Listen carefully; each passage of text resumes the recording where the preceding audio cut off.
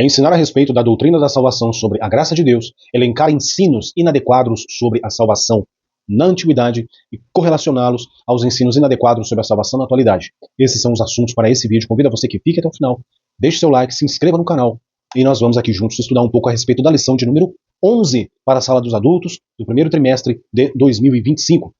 O tema desse vídeo: a salvação não é obra humana. Será que ainda tem pessoas que pensam que para a salvação nós temos que fazer algo? Nós não estamos como que escravos, né? Existe o sentido do escravo e servo de Cristo, mas nós não estamos como que se você não fizer, você não vai para o céu. Então, tudo que nós fazemos é para a honra e a glória de Deus. Tudo que você possa expressar com suas ações, atitudes, é tudo para louvar a Deus através da sua vida, do seu corpo, tá certo? Mas isso não garante a ninguém, nem eu e nem a você, a salvação da nossa alma. Então, a salvação não é obra humana, e é isso que nós vamos falar nesse vídeo. Mais uma vez, meus irmãos, eu quero dizer, né, a paz do Senhor a todos vocês que estão chegando. Quero dizer que eu vou fazer, então, vídeos mais, assim, direto ao ponto, não trazendo mais amplo as explicações, mas sim mais direto ao ponto, resumido bem, para que fique um vídeo mais dinâmico para você que assiste e quer pegar, né, algum subsídio. Subsídio ou subsídio? Existe diferença, tá? Comente aí se você sabe a diferença. Tem o subsídio. Subsídio é aquele que a gente pega lá no banco para comprar a casa, né? E subsídio é esse que a gente faz aqui no canal, tá certo? Acho que é isso mesmo. Mas se estiver errado, vocês me corrijam aí, tá bom? E a gente vai aprendendo junto. A salvação sobre a graça de Deus. A descrição do estado espiritual humano. Então, qual é o estado espiritual humano? É de queda, é de morte. Então, a condição do homem é desesperadora sem Deus, tá certo? O diagnóstico que Paulo faz se refere ao homem caído em uma sociedade caída em todos os tempos e em todos os lugares. Esse é o retrato da condição humana universal. O pecado não é como uma dessas enfermidades que alguns homens contraem e outros não. É algo em que todo ser humano está envolvido e de que todo ser humano é culpado. O pecado não é uma simples erupção esporádica, mas o estado, a condição universal do homem. Tá? Então, o homem está morto. Tá? Ele vos deu vida, estando vós mortos nas vossas transgressões e pecados. Antes de argumentar o sentido dessa morte espiritual, deixe-me explicar o que ela não é. O que ela não é. O que essa morte espiritual não é. Ela não quer dizer que o homem que está morto em seus pecados não possa fazer coisas boas. Entendam isso. O indivíduo não regenerado pode levar uma vida moralmente aprovada. O indivíduo civilmente decente e familiarmente responsável, né, uma pessoa não regenerada pode ser um bom cidadão, um bom pai, uma boa mãe, um bom filho. Os pecadores podem fazer o bem àqueles que lhes fazem bem. Olha só, Lucas 6,33, o que nos diz? E se fizerdes bem aos que vos fazem bem, que recompensa tereis? Também os pecadores fazem o mesmo. Esse é o texto. Portanto, o que quer dizer a expressão mortos nas vossas transgressões e pecados? É claro que Paulo está falando da morte espiritual. Antes de Cristo, o homem estava vivo para as atrações do pecado, mas morto para Deus. O homem é incapaz de entender e apreciar as coisas espirituais. Ele não possui vida espiritual e nem pode fazer nada que possa agradar a Deus. Da mesma maneira de que a pessoa morta fisicamente não responde a estímulos físicos. Também a pessoa morta espiritualmente é incapaz de responder estímulos espirituais. Então, isso vem falando aqui a respeito, meus queridos, justamente disso. Né? O homem está morto, né? Então, ele vos deu vida, porque uma vez que nós estávamos mortos nas nossas transgressões e pecados, né? Então, é importante a gente saber que ser uma boa pessoa não vai te dar salvação. Ser uma pessoa caridosa não vai te dar salvação. Dividir as suas coisas com o próximo não vai te dar salvação, tá bom? O que dá salvação, o que traz salvação para o homem é a fé em Cristo, a crença nesse Deus, que como diz lá, João capítulo 3 e o verso 16, né? Que Deus amou o mundo de tal maneira que deu o seu Filho unigênito para que todo aquele que nele crê tenha a vida eterna, né? E todo aquele que nele crê. E todo aquele é acompanhado de qualquer um que, tá certo? Uma hora e outra a gente encaixa esse estudo, é interessante. Então aqui eu quis trazer, né, dizer que o que não é, né? Antes de argumentar o sentido dessa morte espiritual, eu quero explicar o que não é morte espiritual, tá certo? Então, aqueles que são mortos espiritualmente, podem fazer sim coisas boas, mas isso não traz a salvação. Então, mortos em ofensas e pecados, é o ponto 2 do capítulo 1, tá certo? E eu quero colocar aqui para a gente pensar o quê? Que éramos por natureza, então, filhos da ira, assim como os demais. O homem não convertido por natureza é filho da ira, e pelas obras é filho da desobediência. A pessoa incrédula, não salva, já está condenada. A parte de Cristo, o homem está morto por causa do pecado, esvaziado pelo mundo, pela carne e pelo diabo, além de condenado sobre a ira de Deus. João capítulo 3, o verso 18, onde fala no 3,16 a respeito de uma promessa de Deus, a respeito do seu filho, né? E João 3,16 é como que o texto áureo da Bíblia, né? E agora o 3,18 vai explicando, 17, 18, 19 vai explicando a respeito dessa fé, dessa crença. A ira de Deus é sua reação pessoal frente a qualquer pecado, qualquer rebelião contra ele, e sua santa repulsa a tudo aquilo que conspira contra a sua santidade. A ira de Deus não é apenas para esta vida, mas também para a era vindoura. Aqueles que vivem debaixo da ira de Deus são entregues a si mesmo pela escolha deliberada que fizeram de rejeitar o conhecimento de Deus e de se entregar a toda sorte de idolatria e devassidão. Além disso, terão de suportar por toda a eternidade a manifestação plena do furor do Deus Todo-Poderoso. Somos redimidos por 4 atividades que Deus realizou em nosso favor, salvando-nos das consequências dos nossos pecados. Deus oferece vida aos mortos, libertação aos cativos e perdão aos condenados. Paulo agora contrasta o que somos por natureza com o que somos pela graça, a condição humana com a compaixão divina, a ira de Deus com o amor de Deus. Kutzvagan é o nome difícil aqui, né? Kutzvagan afirma com acerto que, nesse parágrafo, Paulo admiravelmente mostra-nos o contraste entre a condição atual dos crentes e a sua condição anterior. Antes, eles eram objeto da ira de Deus. Agora, são beneficiários de sua misericórdia. Antes, eles estavam presos pelas garras da morte espiritual. Agora, ressuscitaram para uma vida nova. Antes, eles eram escravos do pecado. Agora, são salvos pela graça de Deus. Antes, eles caminhavam pela estrada dos desobedientes. Agora, usufruem da companhia de Deus. Capítulo 2, versos 5 e 6 é a respeito disso que estamos falando. E depois, 4 verdades gloriosas merecem destaque. Deus nos amou, nos ressuscitou, nos exaltou e nos guardou. Nos guardou para mostrar aos séculos vindouros a suprema riqueza da sua graça, pela sua bondade para conosco, em Cristo Jesus. Porque pela graça sois salvos por meio da fé. Isso não vem de vós, é dom de Deus. Não vem das obras, para que ninguém se glorie. O último propósito de Deus em nossa salvação é que por toda a eternidade a igreja possa glorificar a sua graça. A meta principal de Deus na nossa salvação é a sua própria glória.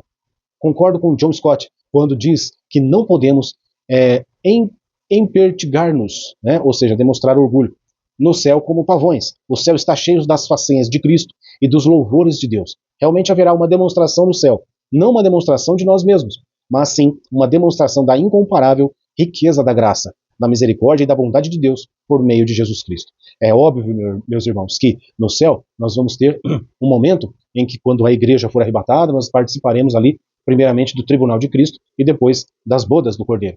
E o tribunal de Cristo ele vai ser, sim, para nos galardoar. Vai ser ali passado as suas obras pelo fogo e nós vamos então entender que tudo aquilo que fizemos na vida, direcionados a Deus, ela de alguma forma vai ser ali feita algo que vai ser passado pelo fogo. E aquilo vai ser o seu galardão. Então, nós teremos ali um momento de recompensa, mas o céu não é para recompensar aquilo que você faz ou fez, mas sim para glorificar a Deus. A salvação que vem da graça de Deus através da fé, e que isso não é, né, algo que você e eu possamos fazer, nem a graça com a oportunidade da salvação, e muito menos a fé, né, vem de nós, e sim do próprio Deus. Então tudo que se fala a respeito da salvação vem de Deus. Então quando nós estivermos lá no céu um dia, nós vamos entender que muito maior que tudo que você possa, eu possa fazer, é a glória de Deus. É isso que devemos fazer por lá. Bom, a exegese dos versículos de 8 a 10, né? É o texto da revista que vai dizer o ponto 3 aqui, do ponto 3 do capítulo 1 ainda, né? Da revista. Vai dizer o seguinte, aqui tem o seu texto e tal, que fala que a salvação é pela graça de Deus mediante a fé em Jesus, que não vem das obras, pois não se trata de uma recompensa. Então a salvação é um presente, não uma recompensa. Certa feita perguntaram a uma mulher romana: onde estão as tuas joias? E ela respondeu, e ela chamou os seus filhos e apontando para eles, disse: eis aqui as minhas joias. Somos as joias preciosas de Deus. Somos os troféus da sua graça.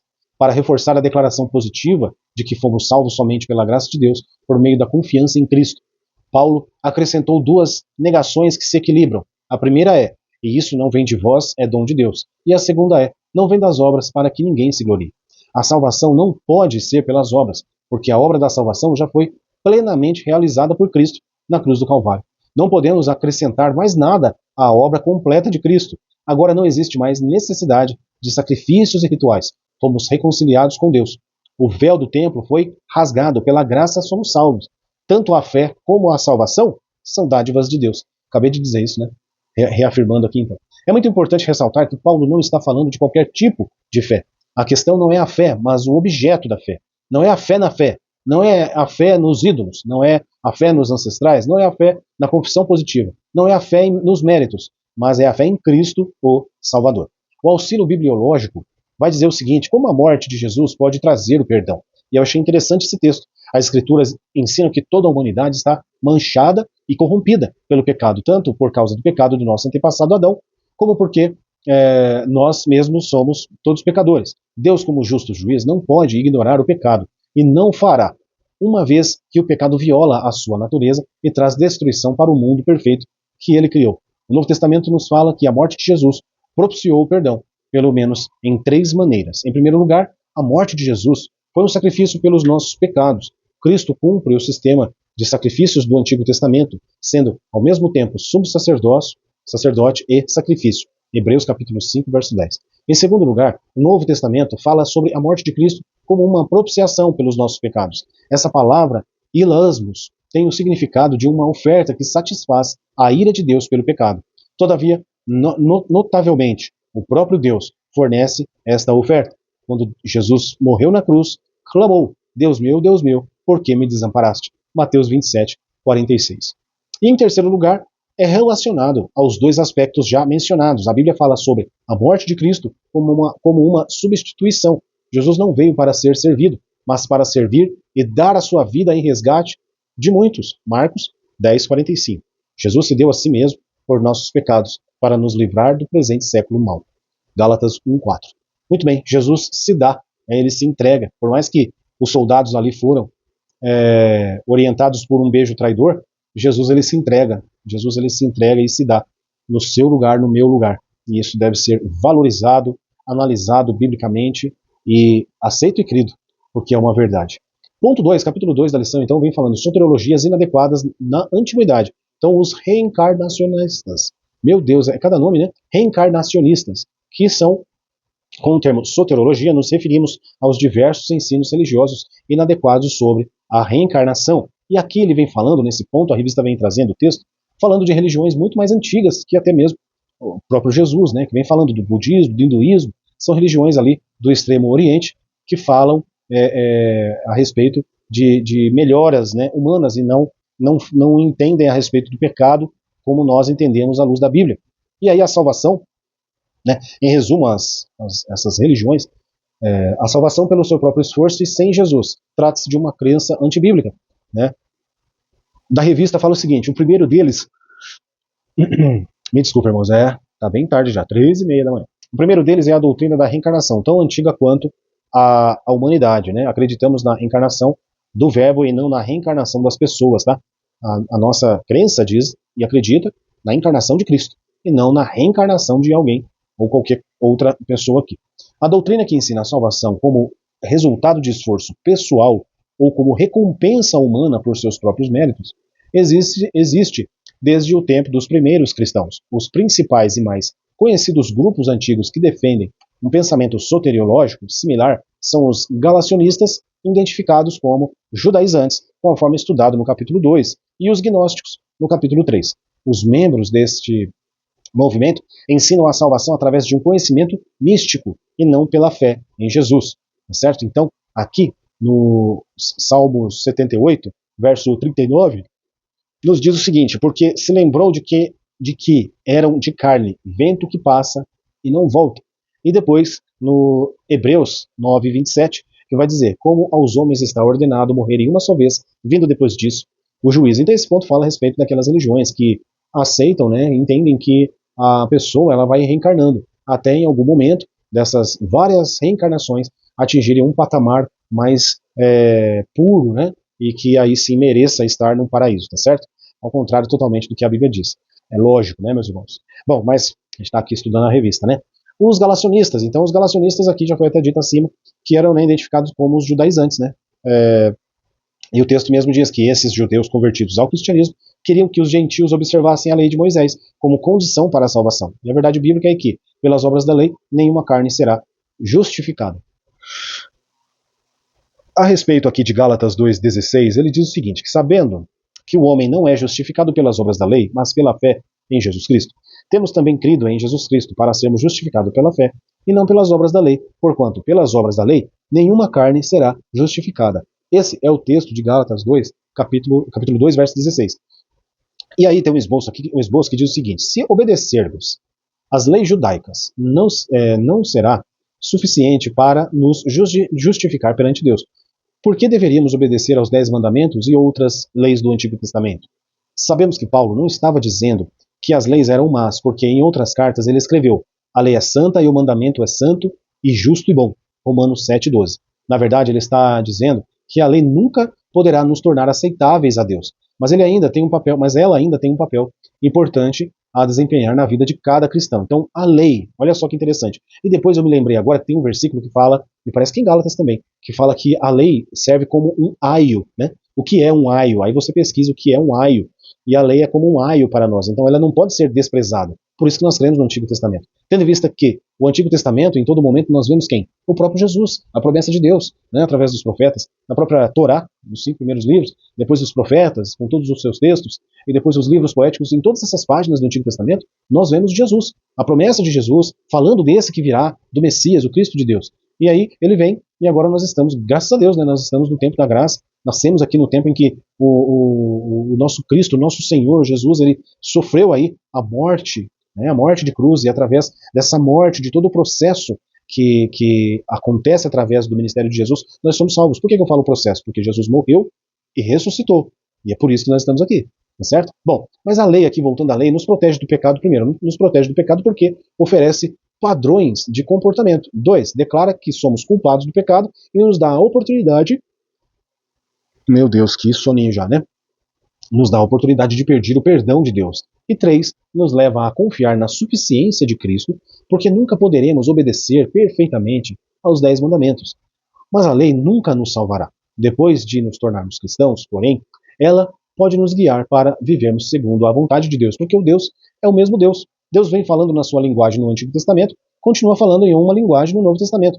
Qual linguagem é essa? A linguagem de salvação, a linguagem que vai vir o Messias, e esse Messias veio. Jesus Cristo nasceu. Muito bem, meus irmãos, então aqui, para resumir, né, a respeito dos galacionistas, né, que tentavam trazer então o ensino do judaísmo para dentro do seio da igreja, querendo fazer com que os homens se circuncidassem e tantas outras coisas ali. Acho que a circuncisão ali era um ponto muito crítico, né, do assunto que nós vemos na lição de número 2 a respeito. Bom, ponto 3 então do capítulo 2, né, ainda tem capítulo 3 por aqui. Ponto 3 e capítulo 2, os gnósticos, né, então desse modo o ser humano, para ser salvo, precisa se libertar da prisão, do mundo, de seus poderes, me perdi aqui, ai meu Deus, poderes planetários, e essa libertação só é possível por meio de um conhecimento místico, gnosis, né, conhecimento, uma espécie de iluminação espiritual limitada aos espirituais. Os demais são pessoas materiais e não podem receber esse conhecimento. De fato, sabemos da existência do mal proveniente de Satanás, mas não admitimos que o diabo tenha poder suficiente para medir forças, né, força com Deus e o seu Filho Jesus Cristo. A salvação é para todas as pessoas, ou seja, a visão gnóstica é uma viagem sem fim, que assim diz coisas muito fantasiosas, né, as quais realmente, diante da verdade bíblica, não fazem sentido algum, e é por isso que nós estamos falando então dos gnósticos aqui.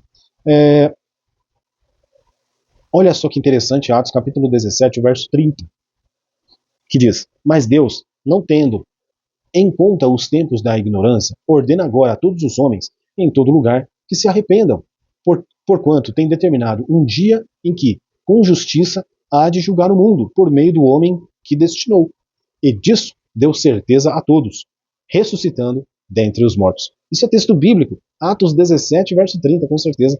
Aqui é uma explicação de Paulo a respeito desse juízo e essa grandiosidade de Deus. Depois Tito 2,11, né? Porque a graça salvadora de Deus se há manifestado a todos os homens, né? Então, são pontos que nós precisamos estar atentos. Os gnósticos, então, são pessoas que seguem, né, o gnosticismo, uma doutrina que valoriza o conhecimento sobre o Espírito e a divindade para alcançar a salvação, mas porém de uma maneira totalmente errada, tá certo? Aqui, ó, a relação... Desculpa, meus irmãos, mas está apertado o som, né? 3:30. A relação ao cristianismo, os gnósticos com o cristianismo, é o seguinte: os gnósticos foram perseguidos, olha só, excomungados, mortos e taxados pelos representantes da ortodoxia como hereges. Isso nos primeiros séculos, ali onde a igreja ela começa a ter a força do Estado, e aí as questões bíblicas, as doutrinas bíblicas, elas acabam como que sendo leis para a sociedade. Então, era como que imposto sobre a pessoa acreditar naquilo. Se ela não acreditasse, ela morreria. E acreditar em coisas cristãs, em coisas que estavam ali nos textos bíblicos. Mas enfim, isso é conversa para outra aula, né? Realmente houve um momento onde a igreja ela também teve esse extremo exagerado, né? Bom, os gnósticos valencianos agiam dentro da igreja como se fosse uma fera presa numa jaula. Por quê? A igreja, no princípio, quando torna-se a igreja católica antiga, não a católica romana que a gente conhece, essa igreja católica antiga era a igreja que estavam todos ali falando de Cristo. E é onde começa a surgir as doutrinas, onde começa a se estudar e definir, né, o que conhecemos e o que somos hoje. Mas essas heresias, elas surgem do meio, e muito, né? Tem as de fora, mas também são as que surgem do meio. E os gnósticos, me parece, a gente entende que surge do meio da igreja, né? Então eles saem ali dessa igreja primitiva. E os gnósticos tinham as mesmas escrituras sagradas, né, que a igreja, mas as interpretavam em sentido contrário. O ponto 3, então, da lição, meus irmãos, vem falar que as soteriologias inadequadas de hoje. E quais são, né, essas soteriologias? Quais são essas crenças que falam, que são inadequadas, né? Aqui a revista, o autor colocou o islamismo, Testemunhas de Jeová e também os mormons, né? O mormonismo aqui como que creem numa salvação totalmente antibíblica e que serve para nós estarmos atentos, né, ao que eles ensinam e aprender aqui, para não cairmos aí no engodo, né, cairmos nessa fala mansa, né, que existe por detrás de uma mensagem e outra, né. Então eles ensinam, o islamismo ensinam que, ainda que Alá não ama os pecadores, mas somente os piedosos. Alá não ama os agressores, Alá não ama a nenhum ingrato pecador. Lá, se você estiver no meio e ele é cristão, você é um infiel. Cuidado que, né, pode acontecer o pior com você. Mas enfim. Depois aqui no próprio texto da revista vai dizer que na concepção dos islâmicos não há necessidade de expiação, logo não existe salvação como no sistema cristão. A salvação no contexto deles é por mérito pelas obras, tá certo? Então por isso que a gente vê aí as pessoas dando a vida, né? E você pode entender a questão do pessoal aí que se explode dizendo que ali vai ter a salvação porque ele faz aquilo e Allah vai o receber, né? E ali eles vão descansar numa rede com as suas 70 virgens e vão estar ali desfrutando de um rio de leite. Eu ouvi uma vez isso, não sei se isso é verdade, né? Mas em muito do que a gente ouve, a gente também fala. Se for errado aí, você me corrige. Então os muçulmanos, eles acreditam em um único Deus, Allah, e que é onisciente, onipresente, onipotente e não tem forma. Acreditam que Maomé foi o último da sua série de profetas enviados por Deus. Acreditam que a vida nesse mundo é temporária e que verdadeira, e que a verdadeira vida começa após a morte. E acreditam que Deus julgará os homens por suas boas e más ações nos fins do tempo. Então, para a gente aqui no vídeo, não dá para expor todos os pontos a respeito do islamismo, mas dá para entender qual é o grau de crença que eles têm. E uma coisa importante que a gente precisa colocar, sobretudo no sentido de todas as heresias que nós estamos vendo nesse trimestre, todos os pontos que a gente tem estudado, é de como nós vamos combater de uma forma bíblica isso. E explicar dentro da nossa fé, dentro da nossa concepção, com o nosso instrumento, que é a palavra de Deus, o quão fora, né, o quão absurdos são esses pensamentos, essas teorias, esses ensinamentos, essas crenças, que realmente, diante daquilo que nós cremos, não vai levar, infelizmente, a salvação alguma. Ponto 2. As testemunhas de Jeová, então, a salvação não está em Cristo, começa por aí, né, e que existem os dois grupos de salvo, aqueles que vão ter o direito ao céu, que são 144 mil, né, que é a classe dos dos ungidos, e o outro grupo, né, a classe dos grandes, né, da grande multidão, e a que vai herdar a terra, né, que vai viver na terra. Então são, segundo a teologia do movimento, né, os seus teólogos ensinam que as testemunhas de Jeová, que pertencem à classe da grande multidão, não são filhos de Deus, não pertencem a Cristo, não têm o Espírito Santo. Jesus não é o mediador delas, nem tem esperança de salvação. Mas vão viver aqui na terra uma vida muito boa, enfim. Mas é totalmente fora de base, né? A tradução da Testemunho de Jeová, né? Eles fizeram uma tradução que condiz com o ensinamento deles, mas que está totalmente errado e existe muito erro ali que nem eles conseguem explicar. Romanos, capítulo 8, verso 9, nos diz: Vós, porém, não estáis na carne, mas no Espírito, se é que o Espírito de Deus habita em vós. Mas se alguém não tem o Espírito de Cristo, esse tal não é dele. João, capítulo 1, e o verso 12 diz: Mas a todos quantos o receberam, deu-lhes o poder de serem feitos filhos de Deus, aos que creem no seu nome. Então, alguma vez, né, você já se preocupou em saber se é ou não um verdadeiro cristão?